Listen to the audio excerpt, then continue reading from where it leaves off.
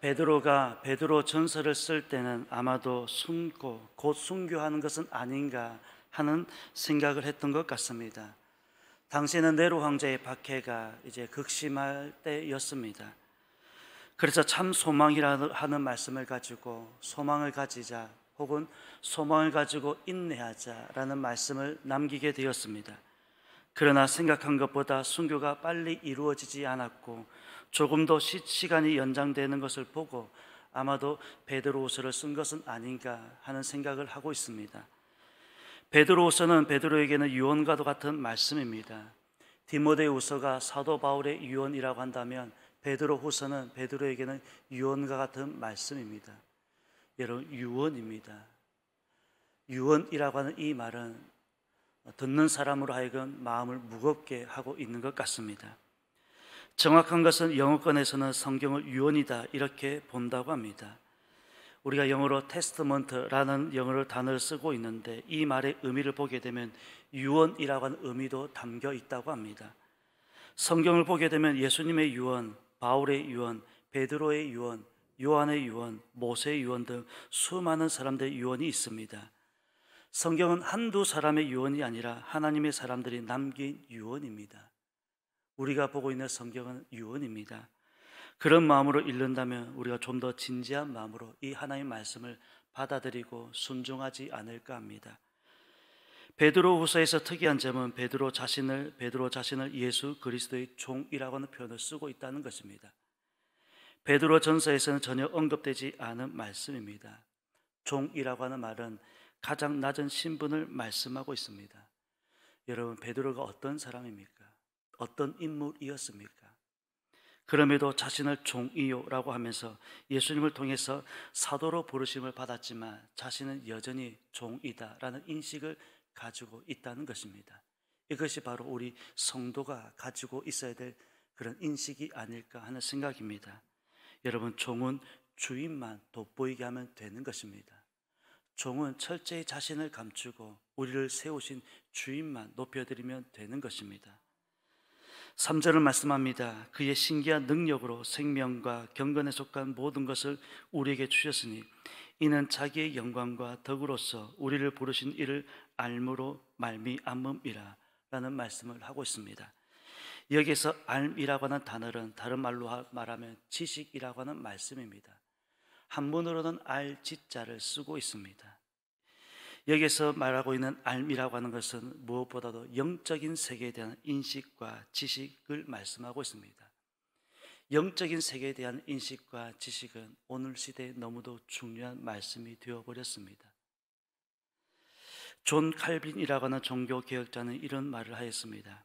사람이 가지는 지식 중에 최고의 지식은 하나님을 아는 지식이라고 말을 하였습니다. 그 중에 하나님을 아는 지식이 최고의 지식이라는 말씀입니다. 여러분, 우리 모두가 세상에서는 어떤 위치에 있는지 알 수는 없지만 하나님을 알고 있고 하나님을 믿고 있는 것, 때론 어떤 면에서는 하나님을 믿는 것을 숨기고 싶을 때도 있지만 베드로의 말씀을 비추어 볼 때, 혹은 이 존 칼빈의 말을 비추어 볼 때 저와 우리야말로 세상에서 가질 수 없는 최고의 지식, 지성을 가지고 있다는 말씀입니다. 하나님을 아는 지식은 우리나라에서 최고의 지성이라고 하는 대학에 가서 배우는 것도 아닙니다. 하버드에 가서 배울 수 있는 것도 아닙니다. 여러분, 하나님을 아는 이 지식은 어디에서 배울 수 있습니까? 교회입니다. 교회에서만 배울 수 있는 것입니다. 우리가 세상에서 첫 번째로 배우는 것이 태어나면 누구나 다 가, 나, 다라 혹은 기역, 니은부터 배우기 시작하는데 그 최종 목적은 하나님을 아는 데인 것입니다. 지금까지 하나님을 믿는다고 하면서 여기까지 왔지만 하나님을 알지 못한 채 중간에서 하차하는 사람들도 우리는 많이 보았습니다. 아무리 전도해도 콧방귀도 안 끼는 사람들도 우리는 보았습니다. 세상에서 박사학위를 몇 개를 가지고 있다 할지라도 하나님을 알지 못한 인생이라면 그 인생은 어떻습니까? 그럼에도 우리는 세상에 살고 있는 저희로서는 세상에 대한 미련도 우리는 포기하지 못하고 있고, 하나님도 세상도 겸하여 어떤 것도 우리는 놓치고 싶어 하지 않고 있습니다. 최고의 지성은 하나님을 아는 것입니다. 우리는 하나님을 아는 데까지 자라가야 하는 것입니다. 그것이 우리의 최종 목적, 목표인 것입니다. 사도 바울 같은 분도 예수 그리스도를 아는 지식이 너무 고상하기 때문에 그가 가지고 있던 학문들, 철학이라고 하든지 학문 이런 것들을 그는 한마디로 배설물로 여겼다라고 말하고 있습니다.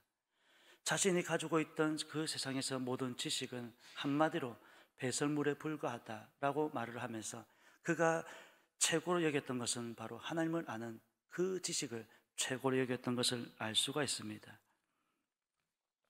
더 중요한 것은 우리가 알고 믿어야 믿음인 것입니다. 모르고 믿으면 여러분 미신이 되는 것입니다. 아무것도 모르고 그저 믿게 되면 그 사람은 미신에 치우칠 가능성이 많다는 것입니다. 알아도 바르게 아는 것이 중요하다는 말씀입니다. 예수님께서는 가이사라 빌립보에서 제자들에게 물었습니다. 이때는 3년의 사역을 마무리하는 시간이었습니다. 사람들이 인자를 누구라고 하느냐 할 때 제자들은 말합니다. 세례 요한의 이름도 나오고 엘리사의 이름도 나오고 예레미야 혹은 선지자 중에 한 사람 이름이 등장하고 있습니다. 예수님께서는 다시 물었습니다. 너희는 나를 누구라고 하느냐? 어떤 분으로 믿고 있느냐? 라고 재차 물었습니다. 베드로는 말합니다. 우리가 잘 알고 있는 유명한 말씀입니다. 주는 그리스도시요 살아계신 하나님의 아들입니다. 예수님께서 아마도 듣고 싶었던 완벽한 답변이었던 것 같습니다. 이렇게 했던 베드로였지만 그 이후의 행동을 보면 여전히 주님을 안다고 할 수 없는 행동들의 연속이었습니다. 이렇게 답변을 했다고 해서 끝난 것이 아니었습니다. 예수님을 믿는 순간 끝난 것이 아닙니다. 믿는 것으로 해결이 되었다라고 우리는 할 수가 없습니다.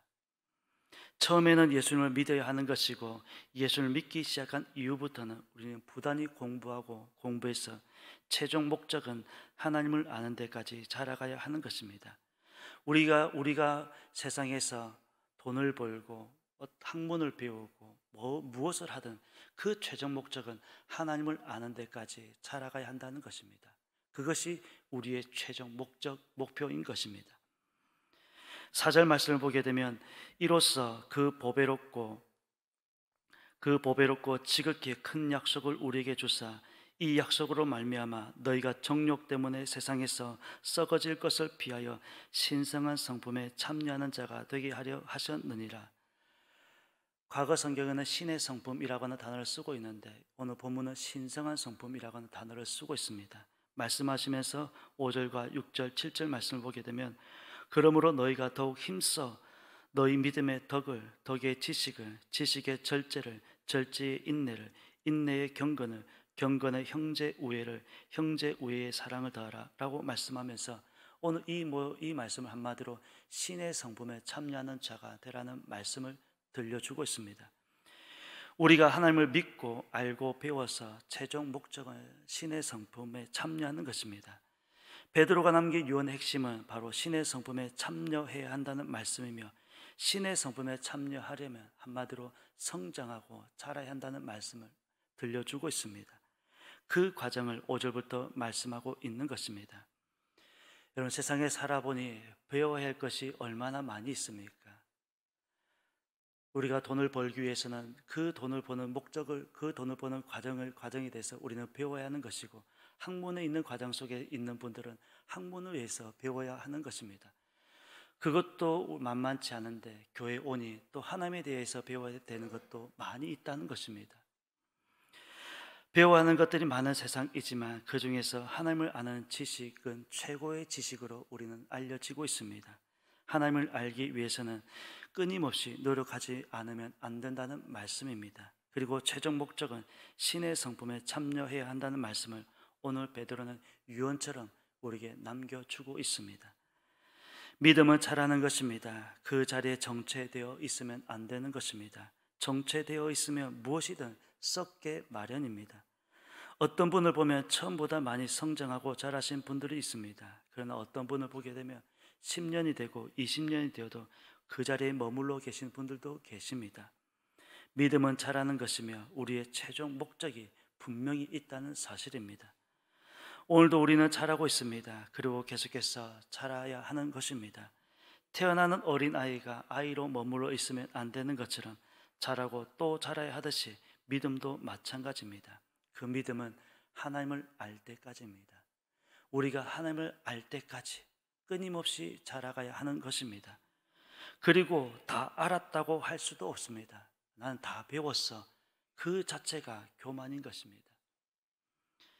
믿음은 자란다는 것을, 자라야 한다는 것을 여러분 잊지 마시고 오늘도 자라고 성장할 수 있는 저와 여러분의 삶이 되었으면 좋겠습니다. 하나님을 알 때까지, 하나님을 알아서 신의 성품에 참여할 때까지 끊임없이 자라고 성장할 수 있는 그런 저와 여러분의 삶이 되어서 하나님의 기쁨이 되는 오늘 하루의 삶이 되시는 저와 여러분의 삶이 되시기를 예수님의 이름으로 축원합니다. 기도드리겠습니다. 하나님, 은혜를 감사드립니다. 이 새벽 다시금 저희들의 걸음을 하나님의 교회로 인도하여 주심에 감사드립니다. 오늘 베드로는 베드로 후서를 통해서 유언처럼 우리에게 말씀하고 있습니다. 하나님을 알 때까지 성장하고 자랄 것을 말씀하고 있으며 결국은 우리 모두가 신의 성품에 참여하는 자가 되자라고 말씀하고 있습니다. 하나님, 계속해서 우리는 자라고 있습니다. 우리가 다 자랐다고 말할 수도 없습니다. 오늘도 성장하고 자라고 있음을 잊지 않게 도와주옵시고 그 과정을 오늘 하루 멈추지 않도록 우리 하나님께서 인도하여 주옵소서. 그리하여 오늘 하루도 하나님의 기쁨이 될 수 있는 우리의 걸음들이 될 수 있도록 우리 하나님 인도하여 주옵소서. 오늘 새벽도 귀한 찬양 올려드렸습니다. 천사 찬양의 찬양도 기쁘게 받아 주옵시고 날마다 하나님을 찬양할 수 있는 우리 믿음 건강 허락하여 주옵소서. 감사드리며 예수님의 이름으로 기도드립니다. 아멘.